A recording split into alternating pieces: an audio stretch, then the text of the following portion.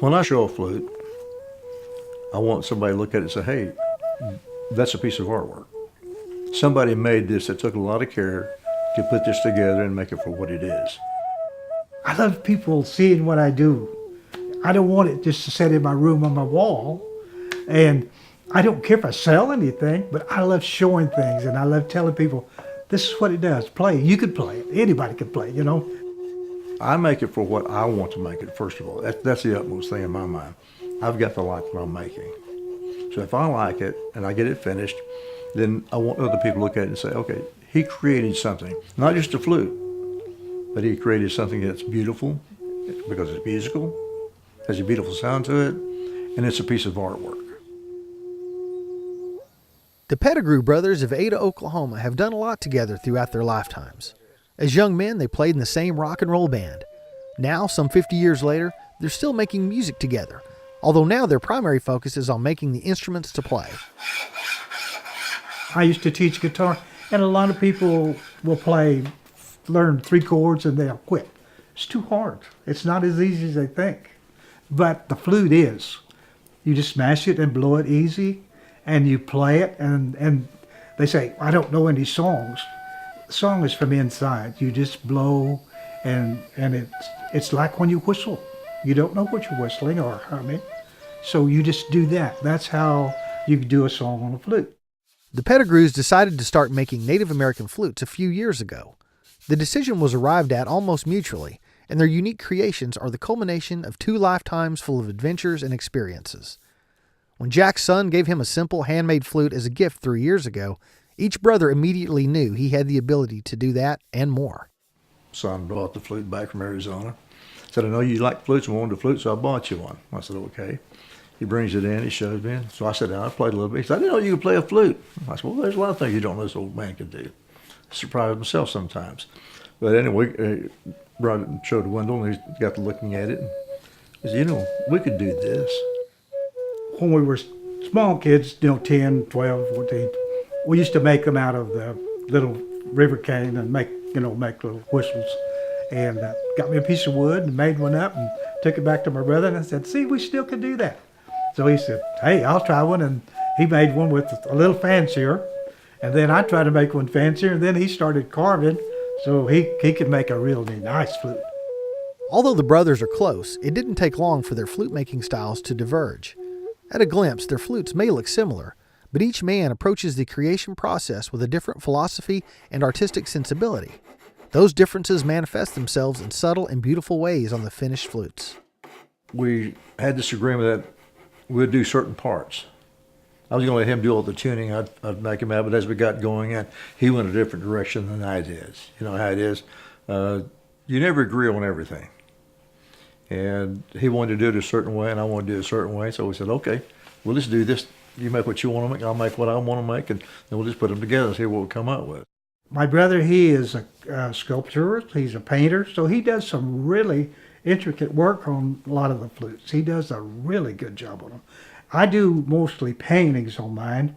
I do some carving, but most of mine are just paintings. And but I'm proud of them, I'm proud of them. I drill holes in mine with a drill. He splits his wood and makes them, glues them back together, and that's kind of the old traditional style they used. A custom Native American flute may take weeks or even months to create. Before it reaches its full potential as a musical instrument, it starts out as a tree or a block of wood. Recognizing the right piece of raw material is vital to the successful emergence of the finished flute. When I take a piece of wood and you just feel it and look at it and you see all the grains, which way they're going, it makes you feel there's something there. And my brother always says he sees what's in it before he starts. And I look at it though, and I see things there, and I feel of it, and it's got that feel to it that you want to put something on it and make it more than just a piece of wood. It's more. So you start cutting on it, and all the grains in there look so pretty. So then you want to put the pictures on it to make it stand out more. And sometimes you see kind of an image of the pictures on the wood. I had several of them that all I did was just, the eyes were already there, the facial outline was there, and I just painted around it, and kind of tinted the face, and it was a picture already. The eyes and everything, it's already there. Anything that grows in Oklahoma, we try to use that type of wood. I like cedar the best because it carves good. It's a softer wood. You can carve it and it holds its shape well. And my brother and I, we go out and try to find like different types of woods, and we make all the sawmills, which is, there's not very many anymore, but we go out and do that, and it's fun just to go and look at it. That's part of it right there.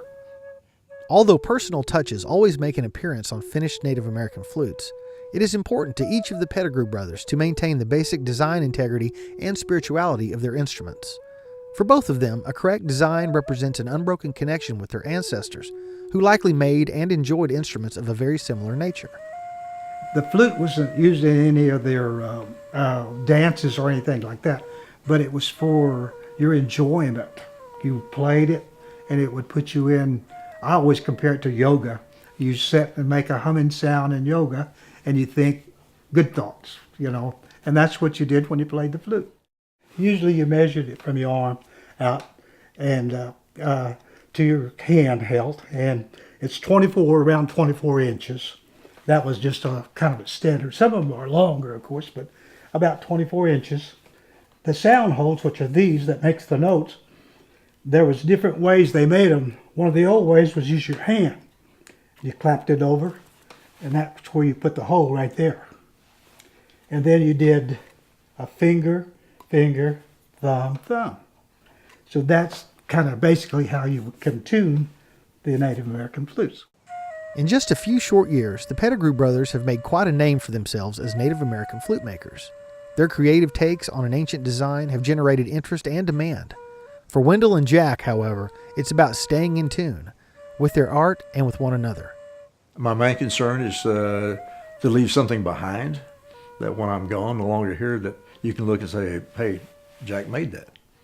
I want to have my kids say, my dad made this. You could play the pretty things, and you can just kind of get lost in your own world of playing, and that's what I feel I do, And we always say, play from here, and you'll never run out of songs.